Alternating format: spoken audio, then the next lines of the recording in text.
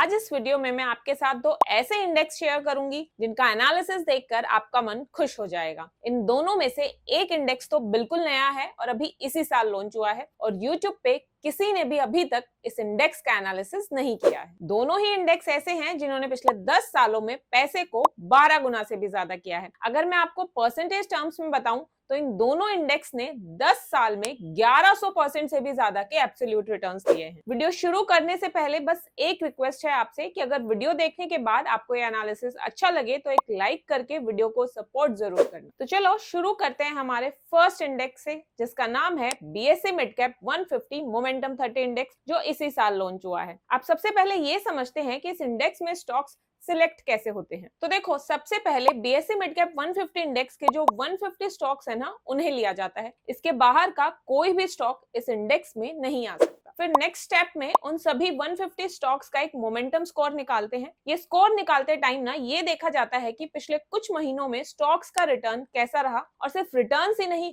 Stocks के risk को भी एडजस्ट करते हैं। तो जो भी स्टॉक कम रिस्क में अच्छे रिटर्न्स देता है उसका मोमेंटम स्कोर ज्यादा होता है। फिर उसके बाद नेक्स्ट स्टेप में इन सभी 150 स्टॉक्स को मोमेंटम स्कोर के हिसाब से रैंक कर देते हैं। जो टॉप 30 स्टॉक्स होते हैं वो इस इंडेक्स में आ जाते हैं और बाकी बाहर हो जाते हैं। तो ये सिंपल सा सिलेक्शन प्रोसेस है इस इंडेक्स का। अच्छा, इसके अलावा इस इंडेक्स को ना हर क्वार्टर में रीबैलेंस भी करते हैं, जिससे जो स्टॉक्स मोमेंटम लूज कर रहे हैं ना वो बाहर हो जाते हैं और जो नए स्टॉक्स मोमेंटम गेन कर रहे हैं वो फिर इंडेक्स में इंक्लूड हो जाते हैं। अब हमने ये तो समझ लिया कि ये इंडेक्स काम कैसे करता है। अब ये देखते हैं कि इस इंडेक्स ने एक्चुअल में रिटर्न्स कितने दिए हैं। तो चलो, सबसे पहले अगर मैं इसके सबसे रीसेंट पीरियड के रिटर्न्स बताऊं, यानी कि 2026 के, तो 12 जनवरी 2026 से लेके 21 जुलाई 2026 तक इस इंडेक्स ने 10.31% के रिटर्न्स दिए हैं। वहीं अगर मैं इसके benchmark BSE mid cap 150 index के रिटर्न्स बताऊं तो इस सेम पीरियड में इसने 4.62% के रिटर्न्स दिए हैं। तो क्लियरली मोमेंटम इंडेक्स ने अपने बेंचमार्क से फार बेटर रिटर्न्स दिए हैं यहाँ पर। अच्छा, अब यहाँ पर मैंने 12 जनवरी 2026 की डेट इसलिए ली है क्योंकि इंडेक्स 12 जनवरी 2026 को ही लॉन्च हुआ था, तो रीसेंट रिटर्न्स के लिए मैंने वही डेट पकड़ी है। लेकिन इस इंडेक्स की जो बेस डेट है ना वो 20 जून 2005 है। तो आगे जो मेन रिटर्न्स मैं आपको दिखाऊंगी वो इस बेस डेट की वैल्यूज के अकॉर्डिंग ही कैलकुलेट होंगे। इसलिए आप प्लीज वीडियो देखने के बाद अब कमेंट्स में ये मत बोलना कि ये इंडेक्स तो लॉन्च ही जनवरी 2026 में हुआ है, तो इसके पहले के 3, 5 और 10 सालों के रिटर्न्स कैसे निकाले। हर इंडेक्स की एक बेस डेट भी होती है जिसके थ्रू हम उसके हिस्टोरिकल रिटर्न्स निकाल सकते हैं। तो देखो, अब अगर मैं आपको इसके पिछले एक साल के रिटर्न्स बताऊं तो इसने 8.04% के रिटर्न्स दिए हैं, पिछले 3 साल में 31.78% के, पिछले 5 साल में 28% के और 10 साल में भी 28% के CAGR रिटर्न्स दिए हैं। अब इसे अगर मैं इसके बेंचमार्क से कंपेयर करूं तो ये रिटर्न्स उससे कहीं बेटर हैं, चाहे आप कोई भी पीरियड यहाँ पर देख लो। इवन रिटर्न्स में जो गैप है ना वो भी काफी ज्यादा है। जैसे एक साल में 5% का गैप है, फिर 3 साल में 12% का, 5 साल में 11% का और 10 साल में भी 11% का। 10 से 11% का गैप 10 साल के टाइम पीरियड में बहुत ज्यादा इंपैक्ट लाता है ओवरऑल पोर्टफोलियो के वेल्थ। अगर मैं आपको एक रफ आइडिया दूं तो 10 साल पहले अगर आपने 1-1 लाख रुपए इन दोनों इंडेक्स में इन्वेस्ट किए होते तो मोमेंटम इंडेक्स में वो 12,38,076 रुपए हो गए होते और मिड कैप 150 इंडेक्स में वो 5,10,662 हो गए होते। देखो, वैसे तो जो मिड कैप 150 इंडेक्स ने रिटर्न्स दिए हैं ना वो भी बहुत अच्छे हैं। 10 साल में अगर पैसा 5 गुना हो रहा है तो वो बहुत अच्छा है, पर मोमेंटम इंडेक्स के रिटर्न्स तो बहुत ही आउटस्टैंडिंग है। 10 साल में पैसा 12 गुना हो रहा है। अब रिटर्न्स तो हमने देख लिए इसके, एंड नो डाउट रिटर्न्स बहुत आउटस्टैंडिंग है, पर रिस्क एनालिसिस के बिना सिर्फ रिटर्न्स के बेसिस पर जज करना फेयर नहीं होगा। इसलिए अब मैं आपको इसके स्टैंडर्ड डेविएशन के नंबर्स और दिखा देती हूँ, जिससे आपको एक आइडिया लगेगा कि ये इंडेक्स एक्चुअल में कितना रिस्की है। तो देखो, स्टैंडर्ड डेविएशन ना हमें ये बताता है कि एक फंड के रिटर्न अपने एवरेज रिटर्न से कितने ऊपर या नीचे जा सकते हैं। जैसे मान लो कोई फंड है, उसका स्टैंडर्ड डेविएशन 5% है और एवरेज रिटर्न 20% है। इसका मतलब ये हुआ कि उस फंड के रिटर्न 20+5 और 20-5 की रेंज में रह सकते हैं। तो स्टैंडर्ड डेविएशन जितना कम हो उतना ही फंड स्टेबल माना जाता है और कम रिस्की होता है। अब अगर इस मोमेंटम इंडेक्स का अलग अलग टाइम पीरियड्स का स्टैंडर्ड डेविएशन का डेटा देखें तो चाहे 1 साल हो, 3 साल हो, 5 साल या फिर 10 साल, सभी टाइम पीरियड्स में इसका स्टैंडर्ड डेविएशन अपने बेंचमार्क से ज्यादा ही रहा है। तो मतलब साफ है कि ये इंडेक्स अपने बेंचमार्क के जितना स्टेबल तो नहीं है और इसमें रिस्क कंपैरेटिवली थोड़ा ज्यादा है। स्टैंडर्ड डेविएशन के बाद अब एक बार इसके रिस्क एडजस्टेड रिटर्न्स और देख लेते हैं ताकि पिक्चर बिल्कुल क्लियर हो जाए। रिस्क एडजस्टेड रिटर्न से हमें ये पता चलता है कि किसी इंडेक्स ने जितना रिटर्न दिया है उस रिटर्न के हिसाब से उसने रिस्क कितना लिया है। तो बेसिकली कम रिस्क लेकर ज्यादा रिटर्न देने वाला इंडेक्स बेटर माना जाता है। अब ये चीज मैं आपको एक बार एग्जांपल से समझाती हूँ। मान लो दो लोग बाइक से ऑफिस जा रहे हैं। पहला आदमी जो है वो 100 की स्पीड से बाइक चलाकर 20 मिनट्स में पहुंच जाता है और दूसरा जो है वो 60 की स्पीड से सेफली 22 मिनट्स में पहुंचता है। अब भले ही पहला बंदा ऑफिस थोड़ा जल्दी पहुंच गया लेकिन उसने ज्यादा रिस्क लिया, दूसरे ने 2-4 मिनट ज्यादा तो ली पर रिस्क कम लिया। ऐसे ही सेम म्यूचुअल फंड्स में भी होता है और इसी रिस्क को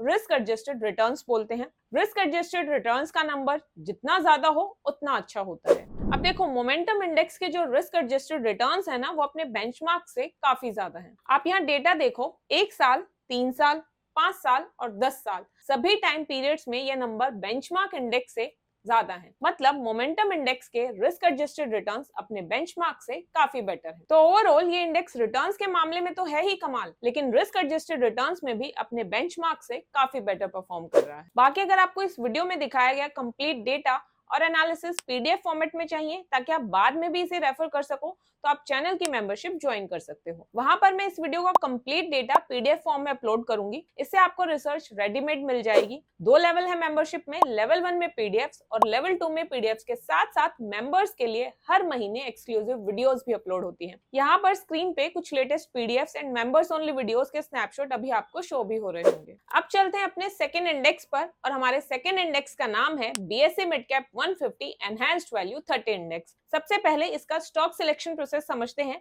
कि इस इंडेक्स में जो 30 स्टॉक्स इंक्लूड होते हैं उन्हें सिलेक्ट कैसे किया जाता है। तो देखो इसमें भी बीएसई मिड कैप 150 इंडेक्स की तरह ही जो 150 स्टॉक्स हैं उन्हें एक वैल्यू स्कोर दिया जाता है। इस वैल्यू स्कोर का पर्पस ये देखना है कि कौन से स्टॉक्स अपनी वैल्यूएशन के हिसाब से रिलेटिवली सस्ते मिल रहे हैं। जितनी अट्रैक्टिव वैल्यूएशंस होंगी उतना ज्यादा वैल्यू स्कोर होगा। फिर इसके बाद इन सभी 150 स्टॉक्स को वैल्यू स्कोर के हिसाब से रैंक किया जाता है और टॉप 30 हाईएस्ट वैल्यू स्कोर वाले जो स्टॉक्स हैं वो इस इंडेक्स के लिए सिलेक्ट हो जाते हैं। तो बेसिकली दोनों इंडेक्स में फर्क सिर्फ इतना सा है कि मोमेंटम इंडेक्स उन स्टॉक्स को प्रायोरिटी देता है जिनका प्राइस लगातार बढ़ रहा है और एनहांस्ड वैल्यू उन स्टॉक्स को प्रायोरिटी देता है जो अभी सस्ते मिल रहे हैं। इसके बाद इस इंडेक्स के अगर रिटर्न्स देखें तो 12 जनवरी 2026 से लेकर 21 जुलाई 2026 तक इस इंडेक्स ने 4.31% के रिटर्न्स दिए हैं, जो कि इसके benchmark BSE mid cap 150 index के ऑलमोस्ट बराबर है। लेकिन वहीं अगर हम इसके पिछले 1 साल के रिटर्न्स देखें तो वो 14.74% है,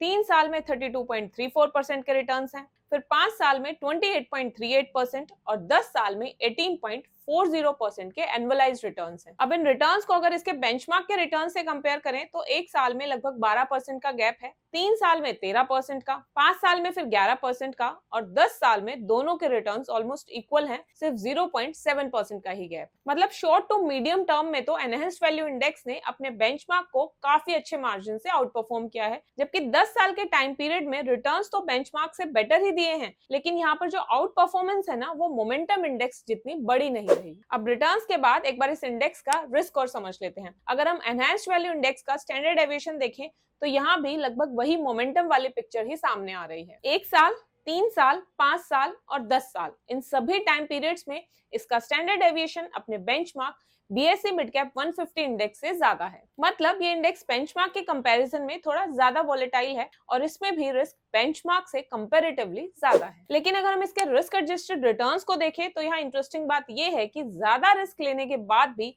इस इंडेक्स ने अपने बेंचमार्क से काफी बेटर रिस्क एडजस्टेड रिटर्न्स दिए हैं। आप यहाँ डेटा देख सकते हो कि 1 साल, 3 साल और 5 साल इन तीनों टाइम पीरियड्स में इसका रिस्क एडजस्टेड रिटर्न बेंचमार्क से ऊपर है। हाँ, 10 साल के टाइम पीरियड में थोड़ा कम है, लेकिन बाकी सभी पीरियड्स में इसने बेंचमार्क को कंफर्टेबली आउट परफॉर्म किया है। तो ओवरऑल देखा जाए तो एनहांस्ड वैल्यू इंडेक्स ने भी बेंचमार्क से थोड़ा ज्यादा रिस्क जरूर लिया है, लेकिन उस रिस्क के बदले में रिटर्न्स भी फिर काफी बेटर दिए हैं। तो ये थी मेरी आज की वीडियो जिसमें मैंने आप सबकी डिमांड पर बीएसई के 2 बेस्ट इंडेक्स कवर किए। आपको ये वीडियो कैसी लगी मुझे कमेंट करके जरूर बताना। Thank you so much for watching. See you guys in next video. Till then, happy investing.